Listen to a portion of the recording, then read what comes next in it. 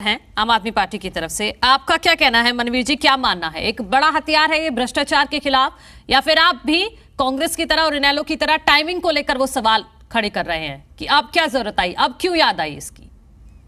देखिए, हरियाणा के मुख्यमंत्री श्री मनोहर लाल खट्टर जी ने स्वयं रविवार को करनाल में डॉक्टर मंगल सेन सभागार में यह स्वीकार किया कि वर्षों से हमारे सिस्टम में भ्रष्टाचार नाम का दीमक व्याप्त है। इसका मतलब उन्होंने लिया है कि हमारे सिस्टम में भ्रष्टाचार है, सालों से भ्रष्टाचार है, जिसमें ये जो 8 साल सरकार के बीते हैं इसमें भी भ्रष्टाचार है। अब 8 साल सरकार के जाने के बाद अब उनको याद आया है कि नया भ्रष्टाचार को रोकने के लिए सिस्टम खड़ा करना। इसके साथ साथ आप ये समझिए कि इससे पहले सरकार ने सुशासन सहायक नाम से एक योजना बनाई, जिस योजना में उन्होंने पॉलिटिकल आदमियों को लगाया। ये सिर्फ एक तंत्र ऐसा विकसित कर रहे हैं जिसमें डायरेक्ट सरकार अपने नुमाइंदों को रखना चाहती है और डायरेक्ट कंट्रोल करना चाहती है, ताकि जितने भी काम हो उनमें उनका डायरेक्ट इंटरफेयर हो जाए। ये भ्रष्टाचार से इसका कोई लेना देना नहीं है।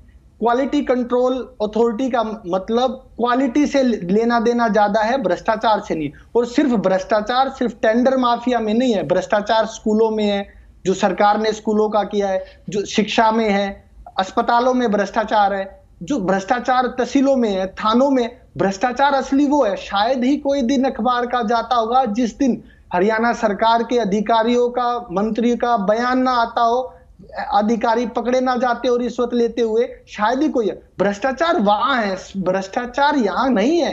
भ्रष्टाचार जहां है वहां पे आम आदमी जिस भ्रष्टाचार से जूझ रहा है उस भ्रष्टाचार के लिए क्या कर रहे हैं, उसके लिए क्या नीति है। दूसरी चीज, उन्होंने अपने बयान में स्वयं यह कहा कि पहले से एक व्यवस्था है इस भ्रष्टाचार को रोकने के लिए, लेकिन उस व्यवस्था में काफी समझौते हुए।